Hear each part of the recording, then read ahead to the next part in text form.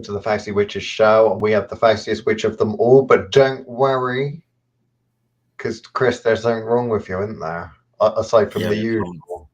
I can't speak. I got He's laryngitis. lost his voice. He's lost his voice. Everyone, that spell, it worked. Congratulations. Luckily, I don't need my voice to cast. You don't need your voice to cast, no, but you do need your voice to say the clever, quick comebacks when I wind you up and insult you and such, Chris. So you ain't going to be doing none of that today, are you? Well, I shall still try. It's going to be perfect because we're going to be talking about two subjects, which, well, one subject you will want to talk about and you won't be able to, and one subject you won't want to talk about and you're not going to be able to. So there we go. It is what it is. Are you taking anything? I got some hot water. Upon Chris. Okay. So are you taking any magical precautions or anything? Herbal teas?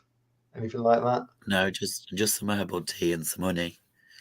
That's what I asked you, if you're taking any herbal tea or anything. What's in your tea? It's that beautiful stuff from Bird and Blend. Oh, is that the Kung Flu? Yeah, Cold Water Warrior or something like that. It's Cold Warrior or something, isn't it? Yeah, Kung Flu Vita. On my phone, so I can keep an eye on what the hell's going on. Magical Pants, this is called. Right, so Chris, do you have any idea what we're talking about today? Mormons? No, we're not talking about Mormons. Why does everyone seem to think we're talking about Mormons? This episode, they got magic pants. This episode has nothing to do with Mormons because they saw the underwear, Chris, and they thought, oh, we must be talking about Mormonism and such. Special underwear. No, guess what? This has got nothing to do with Mormons or Mormonism at all, unless you'd really like to talk about the Mormons, Chris, and their magical underwear. No, not particularly. No? Unless you got some of the nice little tunes. Nice little Jews? Tunes. We can't be feeding you minorities again, Chris. Okay, we got in trouble the last time. I'm sorry, you're going to have to get used to it. The human sacrifices, that's a thing of the past, Chris. No one ain't going to sacrifice humans to you anymore. Oh, look. Is it Jolene Jackson Lockwood? What is his name? Look. We haven't seen that face in a while. I haven't seen that face in a while. Oh, yes, Jolene. I need to get one of those. I need to get that song, don't I? Right, okay. So there's some education that needs to go on, right, Chris? First things first, we are talking about underwear, right? We're talking about magic, okay? We're not talking about bloody Mormons, but we are talking about underwear. Now, our American friends need educating, Chris, okay? Our American friends need educating. Because when they hear, because we were talking about pants, right? And they don't understand in America what pants are, okay? Underwear. They think that pants is like jeans or like chinos or trousers or something, right? Yeah. Down there, you can see, but basically, just over there, there's some pretty pink pants just under Chris, yeah? That's what pants are. Pants are not trousers. Pants is pants, right? So I'm going to educate you now so that we're all on the same page, okay? So if I can make sure that this actually bloody works, we'll give it a go. So I press that one, and then I press that one. Allow. There we go. Right. Can we see Chris? Because, yeah. Underwear. Right. Okay. Over here, I've Googled underwear, right? We're talking about male underwear. This one here, yeah, briefs is what they is talking about, right? So briefs is pants. Right, Chris? We know something about putting on your pulling pants, Chris. That don't mean putting on trousers, does it? That means putting on your pants to go out and pull the boys or girls. Yeah? Yeah, underwear. We're talking undergarments. There we go. That's pants. there. We got pants. We got boxer briefs. We got boxers, which are like all loose. Who wears boxers? No one wears boxers. Most people wear boxer briefs, don't they? Okay. So this is what we're actually talking about. This is the most important. Okay. Yes, Miss Brown, this is live. This is live, yeah. It's supposed to be live. It's not live, it's not pre-recorded now. Look, I can load up that thing. If this was pre-recorded, Chris, this would be the perfect crime, because what we would have done is we'd have put a fake comment on and then put it on. This isn't like one of those webinar things. Like what they say, you want to learn how to make lots of money, or you want to learn how to do this, learn how to do that. Join my free webinar. It'll be starting in 10 minutes. Always convenient now. It starts in 10 minutes, isn't it? Click. I just need your email, and then load it up, and it's just some pre-recorded crap, right? So basically, we're talking about the whole pants underwear thing for the simple reason that I've been on that place that I'm not supposed to go on, Chris. No, not Pornhub. The other one, yeah. Interest. Pathos. Oh, Pathos. Fuck. So on Pathos, I will show you. I'll show you. Let me add it to the stream. On Pathos, if you see that, it is hoodoo, how we do, underwear spells, right? Oh. So we're talking hoodoo, which is the thing we're not normally supposed to talk about with Chris, because you don't. What hoodoo do you do, Chris? You don't do hoodoo, do you? Oh, no. I can't be quippy. The hoodoo that we do. Hoodoo. The hoodoo that we don't do underwear spells, but I was reading about this and it was really, really interesting because they're talking about underwear spells. Underwear spells. Yes, you read it right. This post is all about using underwear and other items of clothing. In lots of ways, hoodoo and conjure works are about resourcefulness. I suppose you could be pretty resourceful to steal people's pants and stuff. I mean, most of the time they go with the dirt and the hair and the fingernails and stuff like that. But I mean, yeah, unless you're one of those kind of dirty stop outs, and I don't know, Chris, whether this happens to you, where you invite one of those single-use friends over for the night. It's not a relationship you want to foster. They're just maybe for the night, right? And they accidentally leave they leave their underwear in your house, right? Don't know if that happens to people. Some people like to collect. Still getting over single-use friend. Single-use friends. Well, they're disposable. Is that what you call them? Well, what else would you call them? Tricks. Wow. Tricks are for kids. You heard it all here. Liam has single-use friends. Single-use friends. I have single-use friends. Not so much anymore, but in the day, yes, I would have single-use friends. Okay? Either way, your single-use friends would often leave maybe underwear or items of clothing that they forgot to take with them when you turfed them out the following day, right? So this is where you're wrong here. You let them stay the night. You're getting your boyfriend, girlfriend, husband, wife, whatever, someone that you live with, their undergarments or something, or their socks. Normally it's socks, I think, because people are less likely to notice those go missing. But you've got to steal both pairs, because otherwise they'll be suspicious. Where's that one missing pair gone, right? Still one pair, particularly if it's someone like me that tends to wear the same type of socks all the time. I wouldn't know if my socks went missing. He doesn't notice, guys. Stealing that to make a link to the person, maybe putting in a poppet or something like that, right? So this thing, I don't think is really just a hoodoo thing, because on here it is talking about hoodoo underwear spells. I'm thinking this is a little bit of code. I'm not going to lie, because I think that we're really talking about any form of item or really any object that has some kind of attachment to a person. So stealing the underwear is quite potentially fun because you have to get the underwear off of the person in the first place, which, Chris, you might see as like a game, mightn't you? I mean, why would you go for getting one of our little biologicals collection kits, wiping the rim of the glass that they've been drinking out of to get a little bit of DNA, Instead of that, well, you can just invite them back and then steal their underwear, can't you? Because the whole Well, I fun wouldn't part, need underwear. surely, So with all this, is getting the underwear for them in the first place. No? I wouldn't need the underwear personally. Well, no, you don't need the underwear, but these hoodoo people, they do. They do. They Um, do need it for their hoodoo. Without getting into specifics, what if you have a picture of a particular person's pants? I may regret asking this. Personally, if you're wanting to make a link to someone, a magical link to someone in order to cast spells or attach them to a spell or a working or something like that, if you had a picture of the person, I would prefer a picture of the person rather than the picture of the person's underwear, right? It's easier to get a picture of the person than it is to get a picture of their underwear, I would imagine.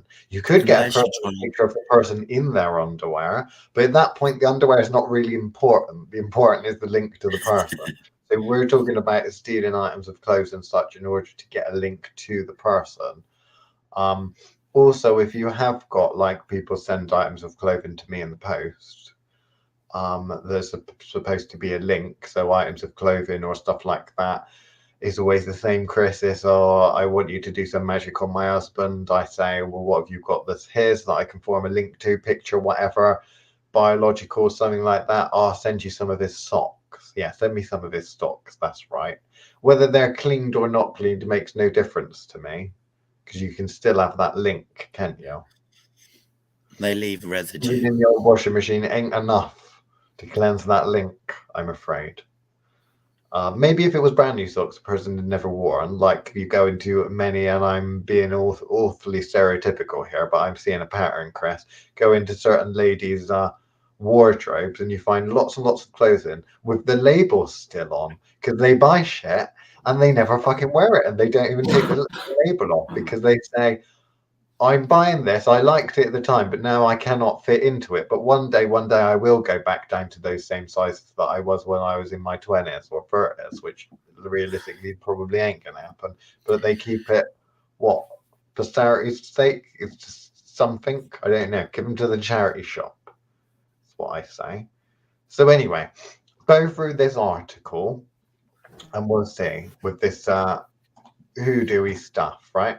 So underwear spells. Several years ago, I had an interesting, eye-opening experience. This isn't me. I'm just reading this, right? Although I have several years ago had an interesting, eye-opening experience, but we won't go into that.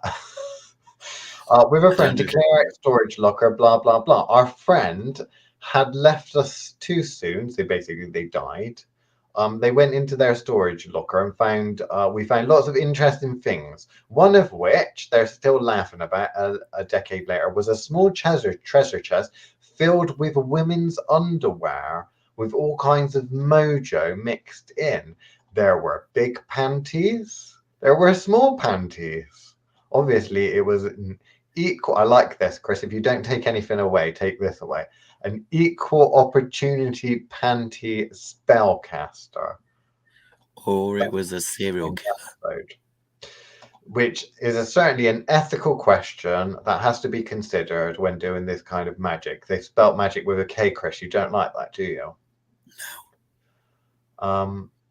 Types of spells, kind of commanding and controlling, blah blah blah. So they're going to go into all this love and light. Oh look, lovers permission, all that sort of stuff. Realistically, we don't care about that, do we? We don't care about, you know, asking people's permission to do spells on them. I don't care. I don't think it was a spellcaster. It's most likely a serial killer. No, because it had mojo mixed in. So what is mojo? I think given that it was on Pathios, we can assume that the mojo was not just generalized crusted milk stains. We can assume that there was bits of herb and stuff like that. Maybe a few skid marks in the list. And no, before people ask, I'm very surprised they haven't. If you get an item of clothing, pants, boxer shorts, knickers, whatever, and it does have skid marks in, it doesn't make it any more magical a link. I don't think. Chris, I don't know if you'd agree. Does having skid marks in the underwear make it more magical? I'd say the experience as a whole would be less magical for me personally. Yeast? Question mark. Yeah. So when you die, Chris, because you will be the first to die out of the two of us. No, I will not. Yeah. Will there be some kind of treasure chest that we have to sort through when we sort through all your stuff you've left behind? And will it contain lots of pants and knickers and such that's full of quote unquote mojo? Or is that not your style of magic? He's going to check, you can see. Is it No. no, it's not down there, was it? You just looked down there. Is that where you keep your chest full of No, knickers? I went to cough. You went to cough. Oh, you're not going and checking your knicker drawer. No. Do you have a knicker drawer? And if you do, is it other people's or is it your own? No.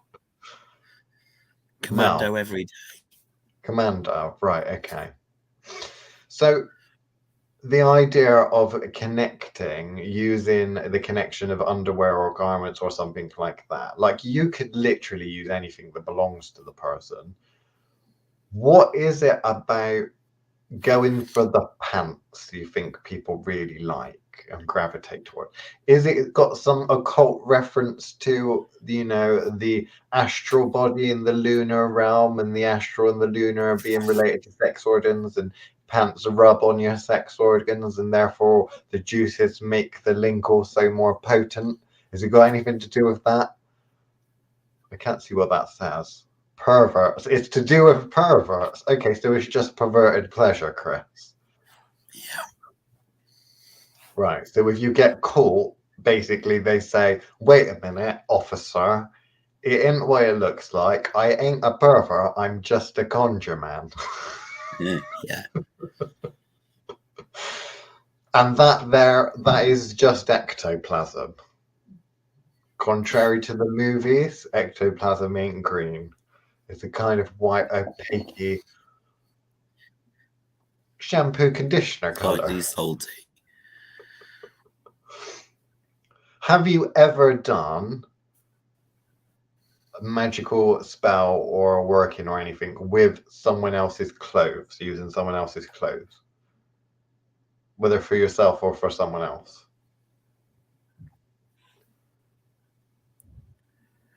Yeah, no? You can nod if you want to nod, or you can shake your head if it's a no. I know you're having some problems with your voice today.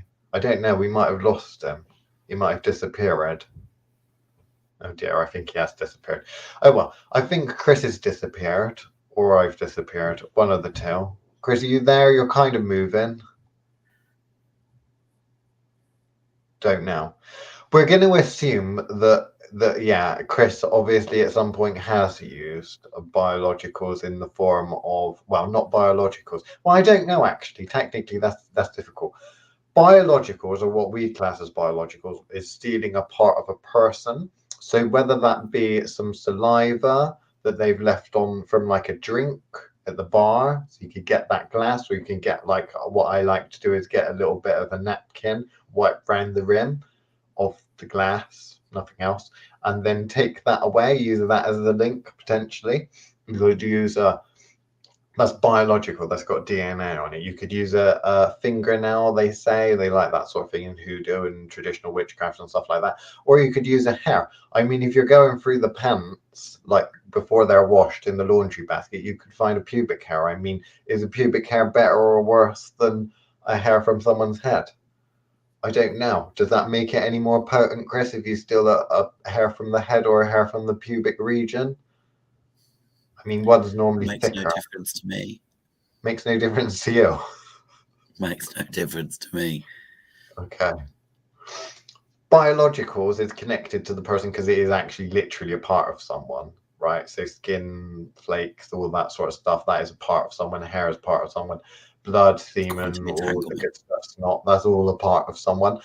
Clothes isn't, but clothes often do contain biologicals, the remnants. Now, what is it that you're using as the connection? Is it the fact that it's the clothes because they belong to the person, or is it that it is the you're just taking the pants because they've got some residue of biologicals on them?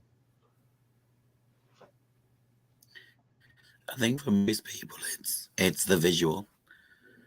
It's a visual. So it doesn't Yeah. really matter at all. You could draw a stick figure as long, or write the person's name. It doesn't really matter about having the DNA. Now, a lot of people would disagree, I think, with you, Chris, because there'll be the purists that want some kind of DNA or some kind of link to someone, as opposed to a name or something. I'm one of those people that has the opinion that the more the merrier. So if you're a beginner and you're trying to make as strong a link as possible, the more you have, then the better. If you do use the full person, bearing in mind, then that could be considered legal to sew them into a pop and stick pins in them. So you maybe want to be a little bit careful, but you could, if you're making a puppet, you could, or a voodoo doll or whatever you want to call it, you could put a little bit of their biological DNA in it. You could write the person's name on it. You can make the doll look like the person. It has a psychological impact on you, the spell caster, being able to look at it, but it also retains something. It retains a certain something. I know a certain someone that spat into a hex once, or basically a maleficent, nasty spell. They spat into it. They didn't mean to suffer any badness or anything like that, but the very act of them spitting into it without meaning to link themselves to the spell, Chris, they accidentally linked themselves to the spell, which means that it's got more than just the psychology of the situation, because the person thought, I don't like you, I've set you on fire, now I'm going to spit on you to show my disgust for you. But the very fact of their little bit of phlegm and spittle and that going into that fire, into that spell, that hex, essentially, curse, whatever, linked to them, and they suffered some repercussions from that. Potentially I think bad. part of that also the type of magic that was being done. Yeah. One of the interesting things is that realistically, unless you do your spell work either purely energetically or in a clean room where you're in like full CSI gear and breathing apparatus, you're always actually going to be putting your biologicals in it. If I pick up a candle and it's a hexing candle and it's linked to someone, the very act of picking it up and holding it has some kind of residue from my hands on it. So there is, you know, it's very interesting, isn't it, that the spit was enough to link the person, and yet when they've done work before, or when others do work before, the very fact that they're breathing in the same room and the carbon dioxide that's being breathed onto the work in front of them, you know, we all know about that sort of thing because of COVID now. We're all very, people don't put on their rubber gloves and masks necessarily when they're doing baneful workings or when they're doing spell work. Doctors and surgeons will, but witches won't necessarily do that. So where do you draw the line with how a link is formed, either on purpose or accidentally? Do you have any go-to methods for protecting yourself or your clients or anything? Mine is obviously down to the fact that mine's done from a different level, so it's about height. But I know you quite like to wear rubber gloves and stuff symbolically when you're starting to do stuff.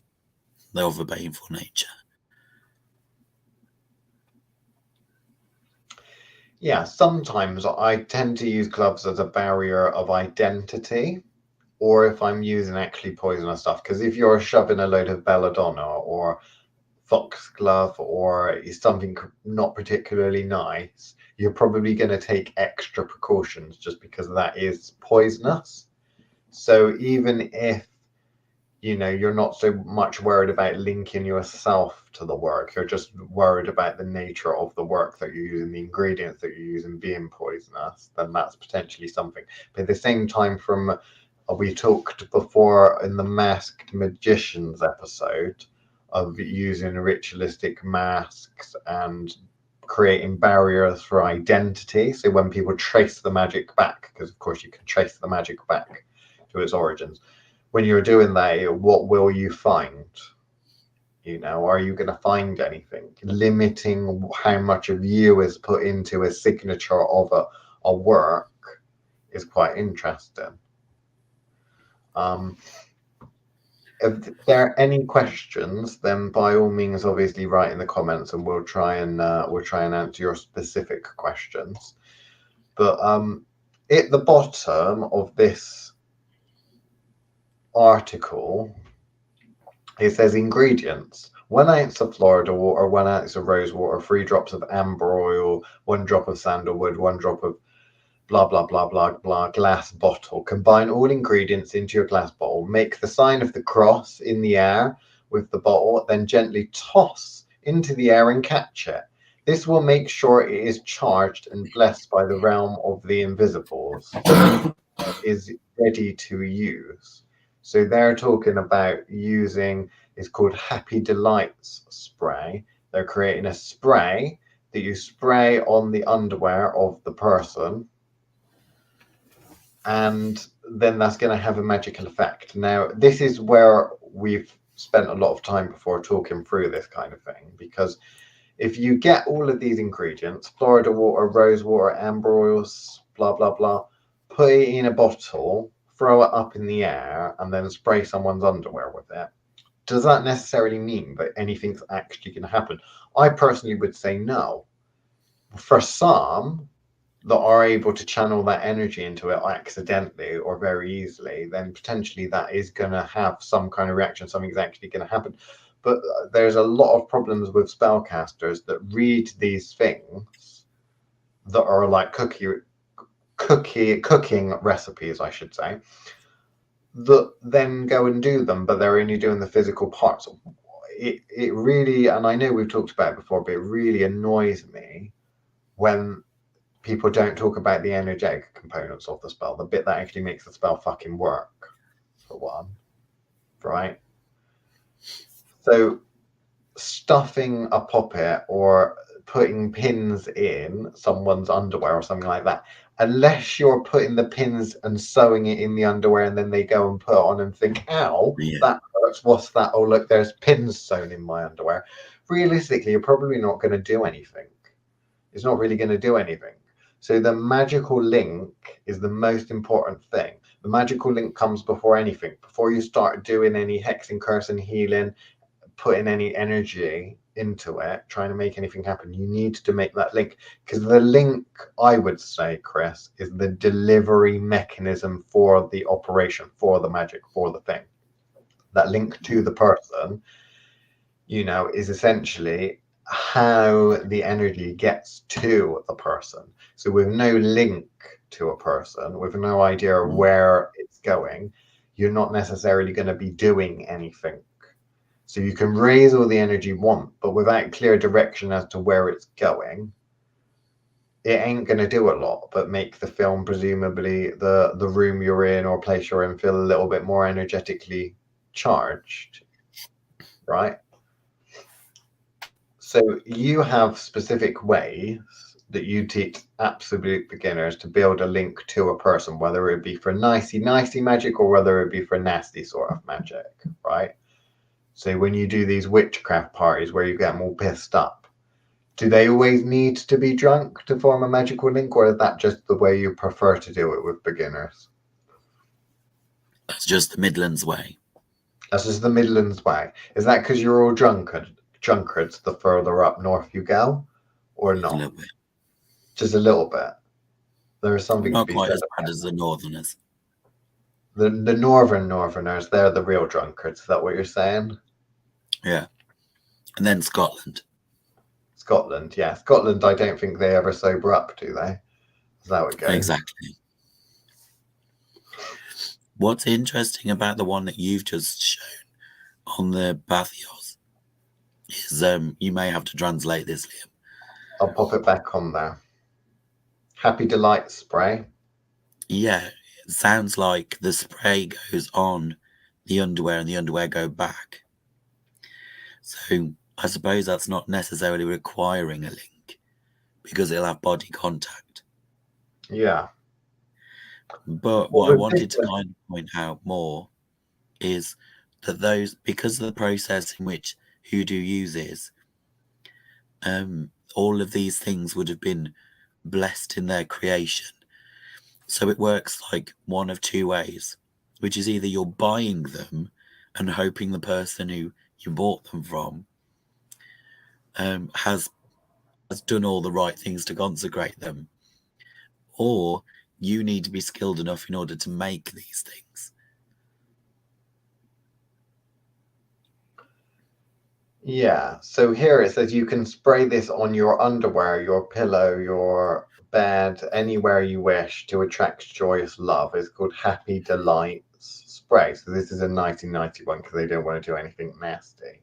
But you highlighted a really interesting point there, which is that to a certain extent the interaction, but also the charging of each individual ingredient. Now, there's a lot of secrets within hoodoo and stuff that is now turning out to be more superstition than actual magical practice, for the simple reason of things being handed down without the techniques, without the actual how you do it. So I'm seeing a lot about this with a lot of modern hoodoo, particularly the sort of stuff that you find online, that is really just marketing. It's all about marketing, about selling a product that has been created. Now, you can create a magically charged oil or incense or anything like that. You can do that and it will work when you light it or when you use it. Okay, so you can create magic, put it together, energize it, and set it aside to be used later or activated later. It can be done. But there is a process to doing that. When you go into a witchcraft shop or a hoodoo shop or speak to a practitioner or anyone like that that is giving you something like that, whether it be a candle or, you know, oils, floor scrubs, that kind of thing, they're all quite popular, or sprays. That is what they should be doing. They should be doing all of it. It's like a grenade. All you do is pull the pin out and throw it where it needs to go, and then the rest gets done. You give it the direction, you see. When I pull the pin out of the grenade, I don't hold it there unless I want to blow myself up. You throw it in the direction you want the stuff to happen. With a lot of this stuff is still the link, you see. So even if you have something off the shelf that is made by a proper legitimate practitioner that did their work, that isn't just from some Alibaba or AliExpress wholesaler that's a load of rubbish and is actually just food coloring in water with no magical potency whatsoever, then even if you do get the legitimate thing, without creating a link, you're not necessarily going to get the results. But is that lost? Are people aware of that? Because I'm finding more and more people that are the mundane sorts that go and they buy these sorts of products that they think, well, all I've got to do is I've got to get that little Turkish eye, the Nazar, and put it in on my handbag and I'll be fine, or hang it up in my car, I'll be fine. All I've got to do is I've got to I've got this little voodoo doll thing. It's on a key ring. You know, I just put the pins in it. That's all I've done. It's got the pins in it. The pins came pre-put in. I didn't even have to put them myself. I just put it on my keychain. This is where things are going wrong. Definitely. I think to kind of answer your question from before, because now it feels appropriate, is that ultimately I don't teach creating links in that first session, because the first session will normally be about charm bags, which makes one factor particularly clear, which is proximity. So like with that spray, hoodoo spray, that is about proximity. You've still got to get them to bed for the spray to work. So that spray isn't going to help you get a man to bed. What it is going to do is make sure you have a good time once you get there. So unless she's going to spray it on herself when she goes out, in which case she might have really good time in a bathroom stall, because that's what the spell was designed to do, was to have a good time, not to get them home. It's all about that kind of proximity. So they need to understand what does it do. And the reason I start with charm bags is because they are a very literal proximity is on, not proximity is off. So I'll often say, if you're making a potion to make you a bag to make you sleep, you're not going to be wanting it in your car when you're driving home. So actually understanding proximity as a method for switching on and off is kind of like task number one, really, whenever I start with someone new. I don't know how much of that you actually heard. No, I was following along. It's interesting because if you're talking about proximity, to a certain extent, you're talking about activation of the thing. Because let's say I've got some hexen powder, like the Hell's Fury hexen powder that we sell on the Thoth Witchcraft shop, or maybe I've gone and bought something from a witchcraft shop in Glastonbury. You know Glastonbury, don't you? Yeah? Moss Iceland Spaceport. You will never find a more wretched hive of scum and villainy. We must be cautious. Say you've bought some hexen Fucking powder love that one. from a shop in Glastonbury that happens not to be scum, villainous, charlatan con man, charging overpriced food colouring powders and such. Because that is literally what they do now. Have you seen this green rice stuff? They get some rice, put green food colouring on it, and just sell it in little vials for a tenner or something. Honestly, assuming that it is actually potently magical, you've got to think about this. It's in a little glass jar or plastic jar. You buy it, you take it home with you in your handbag or in your pocket or in a little bag. That is in proximity to you, right? But the magic's not working, is it? And yet it's next to you. So proximity cannot be the only thing at play. Now, some would say, well, okay, what you're supposed to do is you're supposed to take that out and pour it, I don't know, into something that belongs to the person, or pour it on the picture of the person, something like that. But it's like, what is the mechanism for that? You have these hexen powders where they say, oh, go and put it on their doorstep. So when they walk over it on a morning, it'll pick up on their shoe, or they'll cross that boundary. But will that necessarily work? Will it potentially work? Will it not? Is it the actual powder itself? Does it need any activation? A lot of them come with the instructions in the spell books and stuff, which, all you've got to do, sprinkle it over your enemy's threshold, so on their doorstep or something like that. And then when they go past, what is actually making that work? Potentially nothing is making that work. Potentially you haven't even activated it. It's just sprinkling it there might not work. You could create powders potentially that just are magnetic, basically magnet for trouble. Destabilizing powder is what I would call it. You're creating some kind of unbalance, some destabilization, energetically speaking, so that if you're putting it and hiding it in someone's house or sprinkling it around their house, that general area, that house, that geographical location is somewhat unbalanced, and therefore will have a knock-on effect, for the family, the people that live there. Also, if you put it on the ground and they stepped on it, that's with them because they're actually on the bottom of their shoe. So they are literally carrying that around, potentially destabilizing. It depends. You really have to have an understanding of the mechanism for how the magical method that you're using actually works. I've seen a lot of that.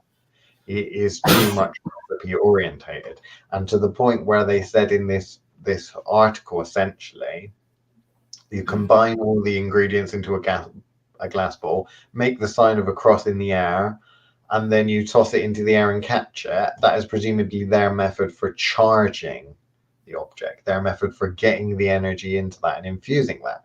I've watched people do that, and I've watched people that have been able to do things like that, throwing things up in the air and catching them and charging things that way. But then I've also watched people that can't do that. You give them something, get them to throw them up in the air and concentrate and think about, okay, this is going to be infused with this, that, and the other. There's no energy. The energy is completely flat. Not everyone can do that. Not everyone can use that method. So there is more at play, and it's not coming across.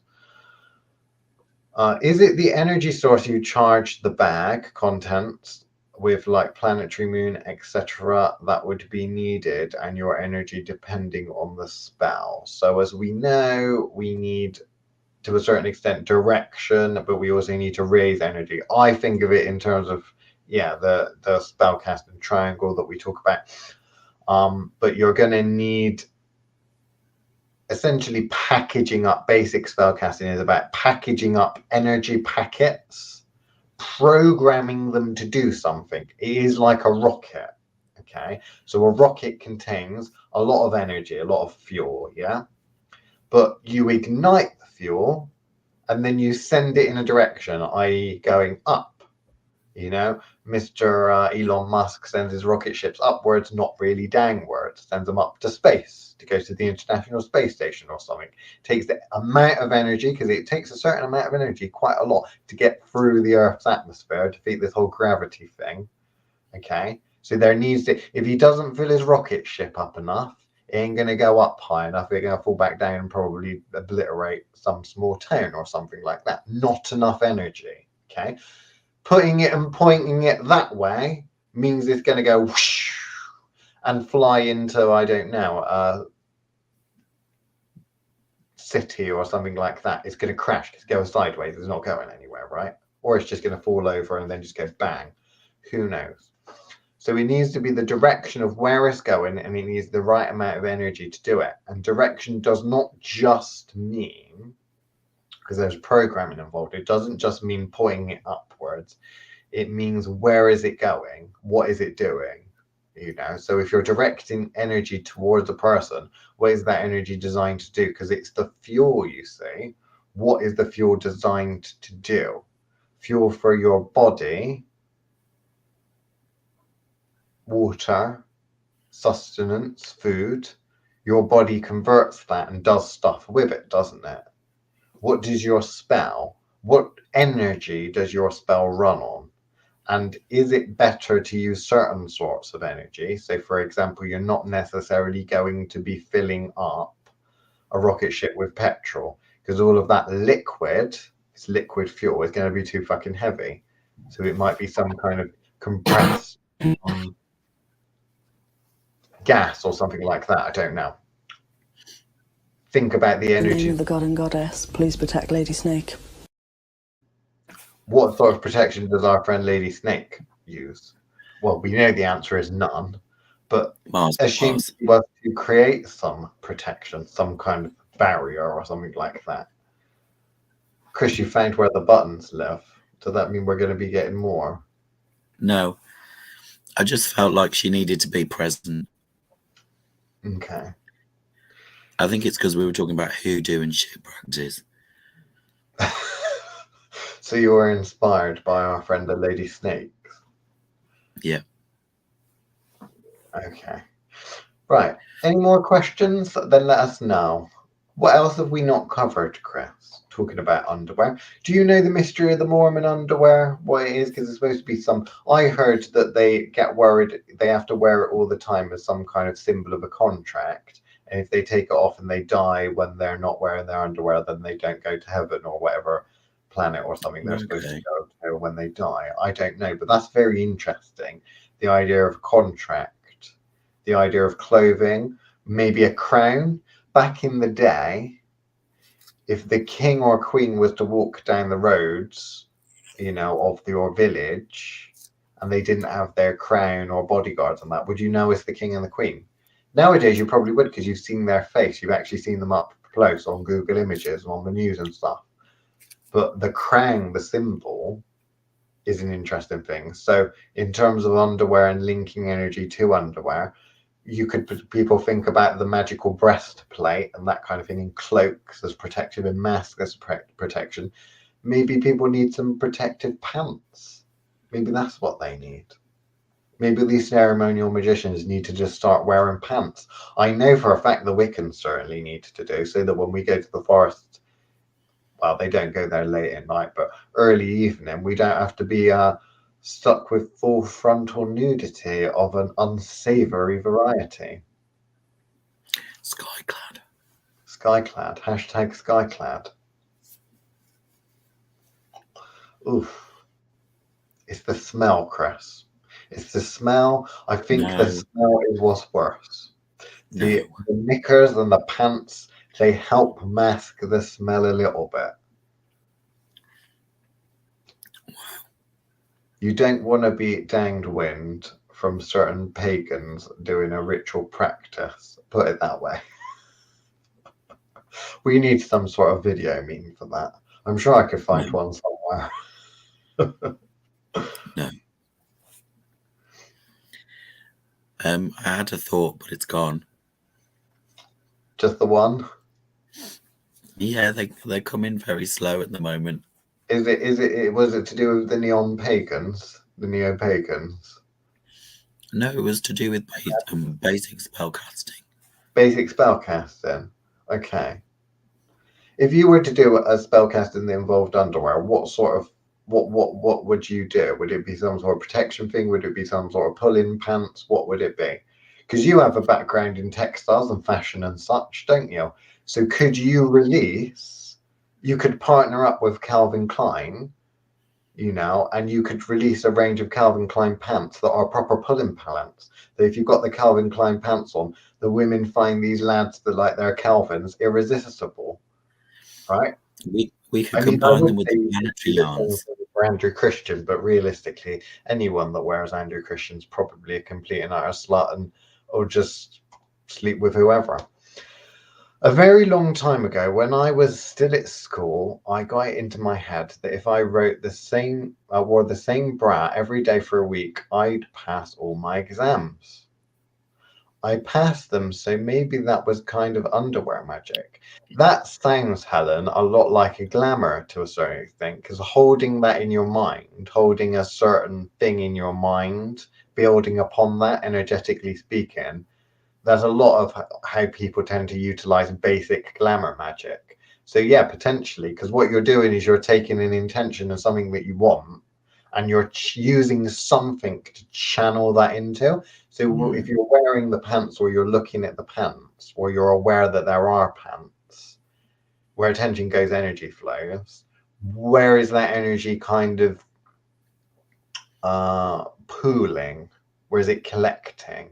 Potentially in those pants. Now, is it actually collecting in those pants, or is it just dispersing? Either way, that's kind of, to a certain extent, the focal point. Your pants were the focal point. In a lot of spellcasting and stuff, you'll often see people use focal points, whether it's a candle or this, that, and the other. Now, I would say, personally from my experience, I would say you can actually charge objects. So you can have objects that retain energy, but at the same time, you can also utilize things and spells that don't retain energy. They're just something that you look at, something that sums it up, something that's symbolic, which is where we get this representational magic and symbolic magic and that kind of thing, with the differences between, do I need that thing or do I not need that thing? And sometimes with some spells, you do need that magical object because it's actually doing something magical. Sometimes you don't, it's just symbolic. And that's what I dislike about the whole rigmarole of representational magic and symbolism and stuff like that, because you'll get the camp of people that don't actually energize things. Like if you were to give them something and say energize it, and then they're give that thing away, majority to someone else, a psych or something, they wouldn't be able to tell. They wouldn't be able to feel any energy from it because they haven't actually energized the thing. They've energized a concept, egregore, whatever, of the thing that they're imagining, the thing that they're thinking. The spell is just dispersing. They're just looking at something. But at the same time, there are some people that can, push energy into objects, into tangible things, and then someone else can pick it up and read it. But people don't talk about this because they think this is how a spell works. This is how you do a spell. This spell is, it's just representational magic, Chris. The puppet, it's just representational magic. You're not going to feel an energy from it. Of course you won't, because it is not actually there. They've done the work, But actually, that's not always the case. It depends on how the person doing it works. Maybe you're allergic to the concept of representational magic, which is representative in a symbolic way, fascinated by the fact that you're basically a chewing.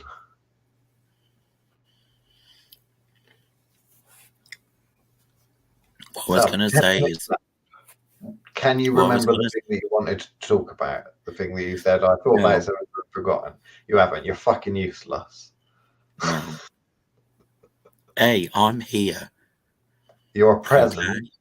I'm You are present. here and you're present. Well done. And Yeah. part of the reason I've got no voice is because I covered for you today.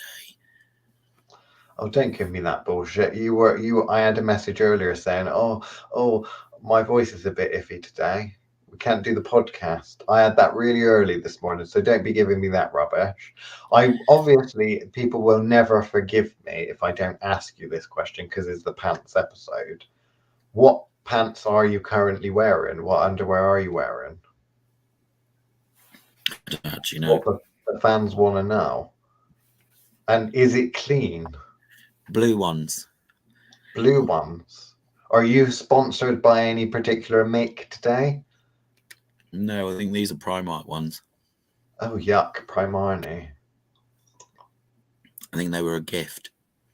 Ah, well, that's fair enough. No, what I was going to say is I did try a similar thing, not intentionally, but they kind of became that. I had a particular T-shirt that I would wear when I got really into my spin bike the other year. And I'd wear that same T-shirt every day. It was part of the ritual of kind of doing it, kind of like a part of the getting ready was putting this shirt on. It got like an athletic slogan and like a tiger or something on it. But like that and the music, like the playlist I'd got, were all combined together.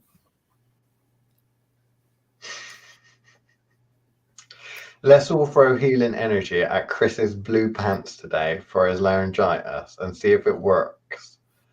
That would be a nice little whole experiment, Chris. Yeah.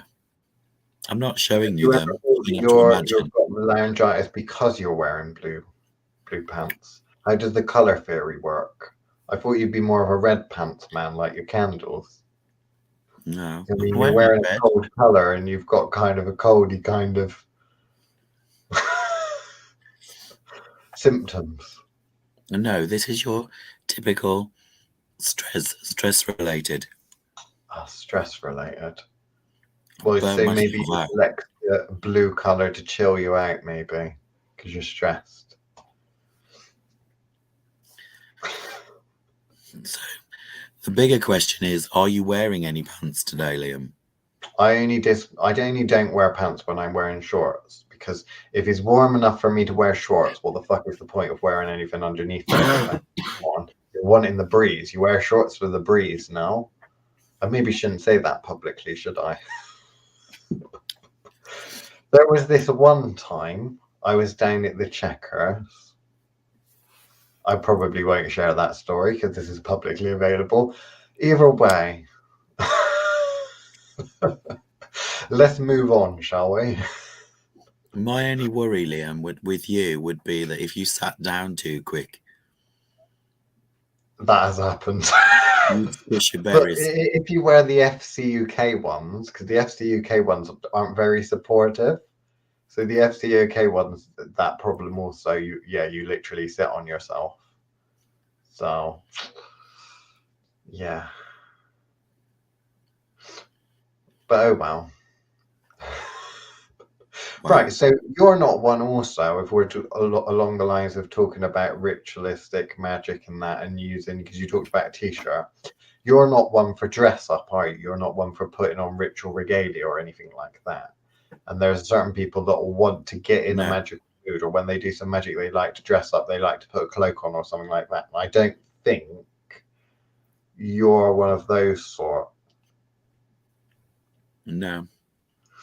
Do you have anything against that, or is it just that it's what? Because if you're into textiles and fashion and something like that, I could imagine that you'd have fun designing like cool ritualistic type clothes and stuff like that. So I'm surprised you don't utilize that, because you utilize textile magic.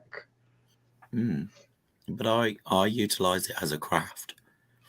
I don't utilize it for effect. which I feel like that is about utilising an effect of putting on regalia. So that kind of preparation. Helen, I can tease you with a story and not deliver, because I have the power to do that. But there we go. I can't say that there's been that many times where I've ever dressed up. The only time I've ever done it would be for the dumb supper, and that's for a psychological effect. You're dealing with a lot of people that are in a zone. So because I'm playing a role, essentially master of ceremony, essentially pretending to be deaf and basically driving people out of the room and putting a thigh to their throat, then it's very magical, but also is quite scary when someone's dressed up as a Grim Reaper, quite creepy like. So I've utilized that mainly for ritual theater, I suppose. Did the idea of using underwear for spells come from the idea that they are harder to come by as they are so personal and intimate and therefore a more potent spell? Or did you address this already?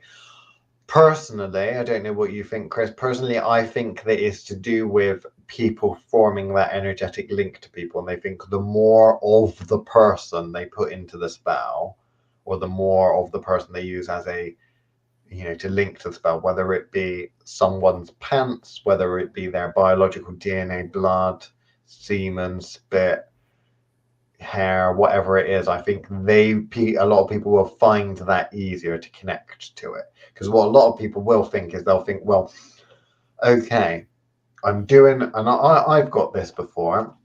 A client that I've never met personally will say, look, I want to do it. I'm going to pay you to do a spell on my husband. Okay. His name's Martin. Martin James is his name. And I'm like, right, okay, there's a lot of Martin James in the world. I need to link to that energy. So how do I do that? Do I go through the rigmarole, because it can be done, go through the rigmarole of linking to you, bearing in mind I'm talking to you via Skype or whatever, and then linking from you to Martin, to your husband, because that's one way of doing it? Or do I say, just give me one of his pictures or send me some of his socks through the post? What is easier? It's easier because DNA is DNA. If it has his DNA on it, his stink on it, energetic stink on it, let's say, it's very easy to say, well, that's it. I don't really need to feel for Martin. If it is a case of figuring out, okay, I'm linking to you, now I have to try and read the male energies that are around you, is more work for me as a magical practitioner. So in terms of when you were saying about the idea of it, I would say it was just evolved from it being easier. The more of a person you have in the spell, and it being a specific thing like DNA, then it is a lot easier, I think, to make that link quicker and be sure that you are linking to the right person. Now, way back when, I don't think you'd see that many people doing magic on people they did not know. If you look at the old-fashioned kind of cunning folk practices, it was normally someone in the village, wasn't it? If it wasn't someone in the village, it would have been someone like the king or a queen, right? So it would have been like a high-ranking official that everyone hates. Hitler or someone like that. You used to be able to buy the little Hitler pin cushions where you stick pins off his bum. They have it in the Witchcraft Museum. Things like that, you could think, well, everyone knows that figurehead. The figurehead is the king. So just go for that. The king, the queen, this person, that person.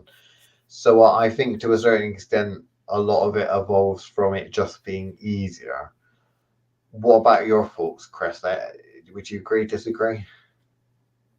It's more of a history question. Well, ultimately, underwear is a fairly recent thing, so it's definitely not a historic one. But yeah, it would be a proximity thing, I imagine. Again, like you said, in the good old days, you just have them pointed out, and you'd go and you just have to do the witch's look and connect directly to their soul.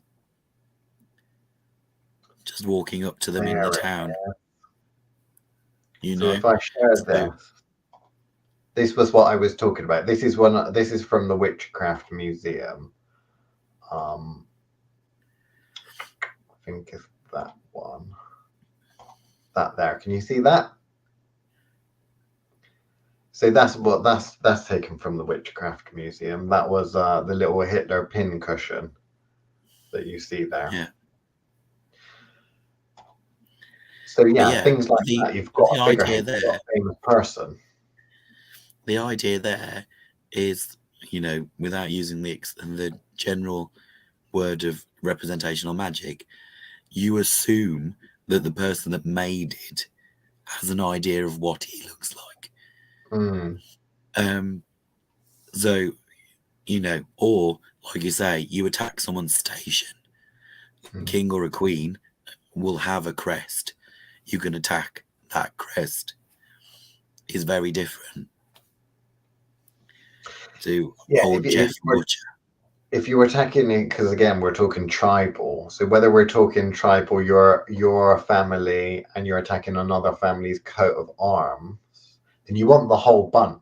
You don't just want the figurehead necessarily. You want the whole bunch. There were spells that were done by numerous occultists, and not just the famous ones like Gerald Gardner. And that there were lots of other people behind the scenes doing work during World War II against the Nazis. I know there's a famous one about Hitler, you will not cross, blah, blah, blah, because he's the figurehead for the Nazis. But in terms of the general political party and such, so you can go for a group. What is a group? Do you get all of their DNA and put it in a poppet or something like that? Not necessarily. What represents that group? Well, if they have a logo, like a corporate logo or something like that, then potentially. Certain types of magic where you don't want to impact the people, you want to interact with the concept. Corporate logos are a good thing because companies, literally company means essentially group of people. A company is a group of people, like a company of soldiers or whatever. You don't want the person that is the receptionist that answers the phone to suffer any ill consequences, but you dislike that company, that legal entity that is a corporation. You would target that, you would kill that, not the employees potentially. But there we go, there's food for thought. That's it for this episode of the Fausty Witches. Goodbye.